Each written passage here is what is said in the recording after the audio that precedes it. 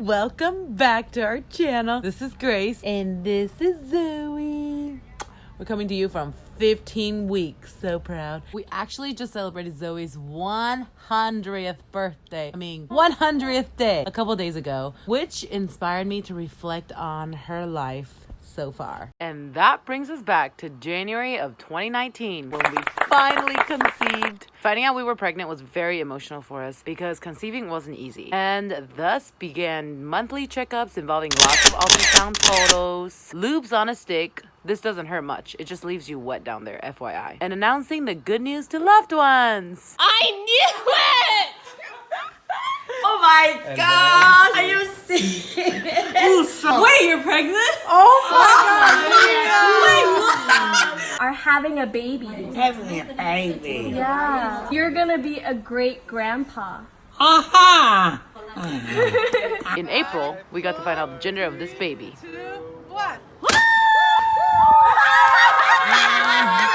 My husband was really looking forward to having a baby boy. He was in disbelief that we were having a girl instead. I had a pretty uncomplicated pregnancy, so I was able to go on a mission trip, take vacation in Italy, and even marry my favorite sister off, all the while carrying this child in the womb. The hardest part of this pregnancy was probably being diagnosed with gestational diabetes, which required me to count my carbs and stop drinking bubble tea. Other than that, baby girl grew steadily, and we were super ready for her by week 37. I wanted her out, so I prayed that she would come early. And she did!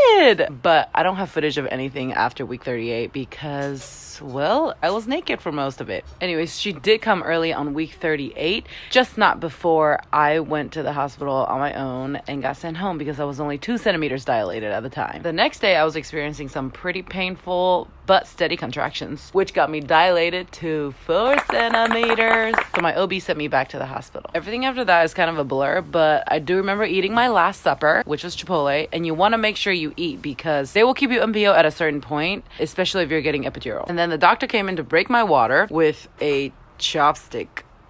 Just kidding. It wasn't a chopstick, but it felt like a wooden rod.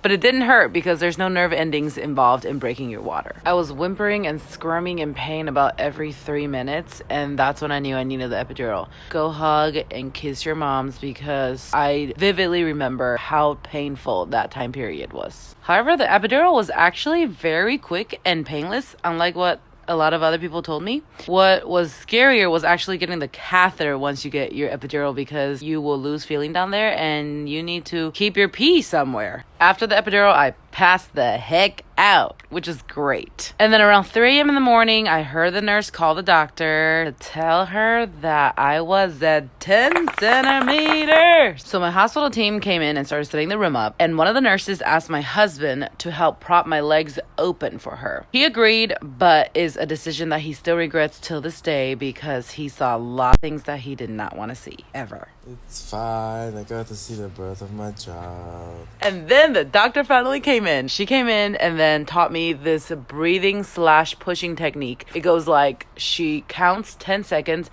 and I just push for the duration of the 10 seconds. Once I got the technique down, the doctor wanted to rehearse. Except when we were rehearsing, Zoe's head started crowning. And then when I started pushing, Zoe popped right out at first push. So I would say pushing or delivery just took about under 10 minutes. I still get so excited thinking about it. It's such a phenomenal thing, guys. It's so phenomenal. When she came out, they propped her on me, and I was really surprised that she wasn't covered in all the gross, white, gooey vernix stuff or blood. What was actually gross was my placenta. Warning, if you don't do well with blood or body organ stuff, skip this next few seconds.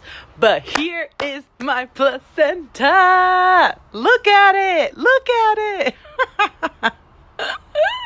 The second this thing came out, I asked my doctor if I still had my gestational diabetes, and she was like, nope, it left your body once your placenta left you. Frickin' placenta.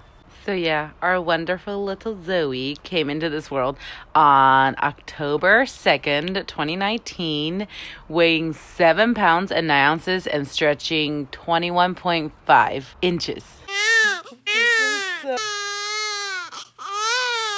We had to deal with some jaundice while we were at the hospital and the first few weeks of her life. But other than that, she fed really well and pooped really well. And that, folks, is my birth story. I would say the most shocking thing is probably just how much you have to go through to get a human out of you. Seriously, go hug your mom right now.